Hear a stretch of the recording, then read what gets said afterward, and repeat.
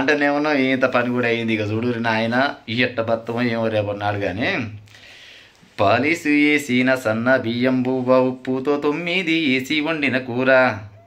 ఆహా ఎట్ట ఉన్నా కానీ ఎంత తిన్నా కానీ ఎప్పుడు తనువులు ఏదొక్క రోగమే.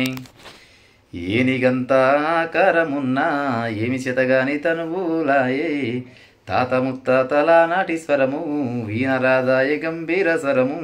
30 ఏళ్ళకే ముసలితనమొచ్చే నిండా నీరేలు నిండక ముందే చచ్చే. ఇక చూడు ఒక పెద్ద మనిషి పాట రాసిండు అన్నట్టే అయింది ఇక చూడు కథ. ఇప్పుడు మనిషి కడుపుకు ఆకలి అయితే ఏం చేస్తాం, దాదాపుగా ఎవరమైనా కానీ మనుషులు అంటారు ఒకటి బో తింటారు. మన దేశం ముచ్చట చెప్తున్నాయి, పక్క దేశం వాళ్ళు అయితే గడ్డిగా 12 రకాలు తింటారు. కానీ ఈ తెల్లబువ్వ తింటే కూడా రోగాలే వస్తున్నాయంట. ఇక చూడు ప్రజలారా, బెరీ రోగం అంట, బెరీ రోగం. ఈ రోగం నాశనం అయిపోను. తెల్లబువ్వ కడుపు నిండా బుక్కలు తిందామన్నా కానీ బెరీ రోగం వస్తుందట.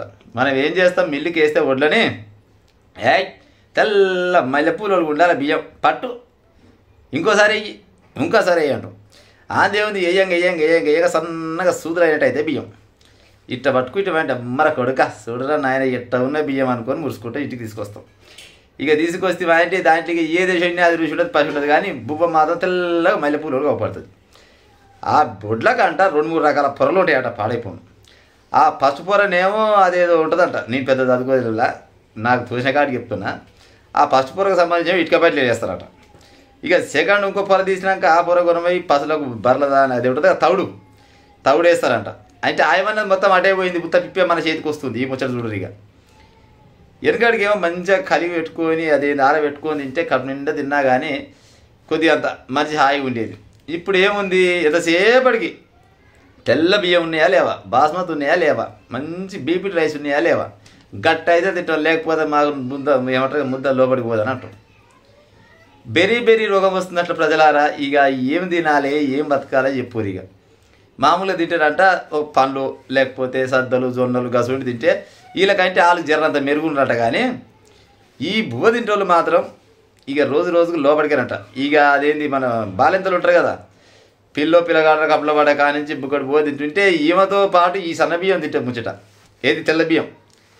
పిల్లగాడ కప్పుల పడ్డ కానించి మొదలుకు తింటే ఇక ఆ పొరగాన్ని కూడా ఈమెతో పాటుగా ఎంతో రోగం నొప్పి వస్తూనే ఉంటుందట. ఆ తల్లి తీసుకునే అన్నంతో పాటు పిల్లగాడు లోపల గుండె జబ్బులు, కాలేయం, ఊపిరితిత్తులు ఇంకేమేమేమో అన్నీ ఖరాబ్ అవుతుందికే ఆస్కారం ఉందంట. మొన్న ఏదో హాస్పిటల్లో ఆ కడుపుల పిండాన్ని చెక్ చేస్తుంటే ఆ డాక్టర్లు మంచి తెలికలు ఉన్నట్టుంది. కడుపుల పిండానికి ఏ రోగం వచ్చిందో చూసుకునేసరికి ఆ పిల్లకో గుండె అనేది జర ఖరాబ్ అవుతుందంట. అప్పుడప్పుడే చిన్నగా సుతులాస్తుందట.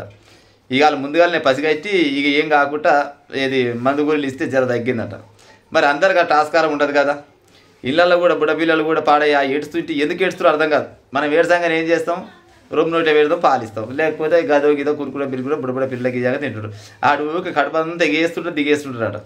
పోతాం దాకానకు పోతాం, టానిక తెస్తాం, అదే టానిక దగ్గర పోస్తాం. ఇక ఎంతో కొంత సమ్మతి కోసం ఉంటాడు. కానీ ఆ లోపల ఖరాబ్ అయితేనే ఉన్నాయట ప్రజలారా.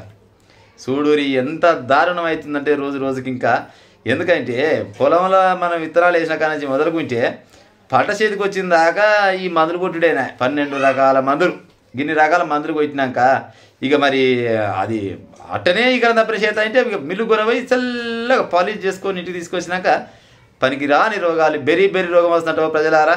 ఎంతసేపటికి వెనకటి కాలమే ముద్దుకున్నది. మళ్ళా సజ్జలు జొన్నలు రాగులు లేకపోతే జర్రంతా ఇంత కంట్రోల్ బియ్యం ముద్దుకుంటేమో నాకు తెలిసి. కానీ ఈ సన్న బియ్యం తిరిగిపోతురా అంటే దాకాన పోవాల్సిందే. లచ్చలు ఖర్చు అవుతున్నాయంట. ఇక ముందు తరాలు ఎట్లా ఉంటాయో ఏం కథనో ఇక ఉంటా. రైట్, దయచేసి జర్ర పాలిష్ చేసే బియ్యాన్ని జర పక్కకు పెట్టి ఉపాయం చేస్తే 4 రోజులు ఎక్కువ బతామంట. ఇక ఉంటా మరి.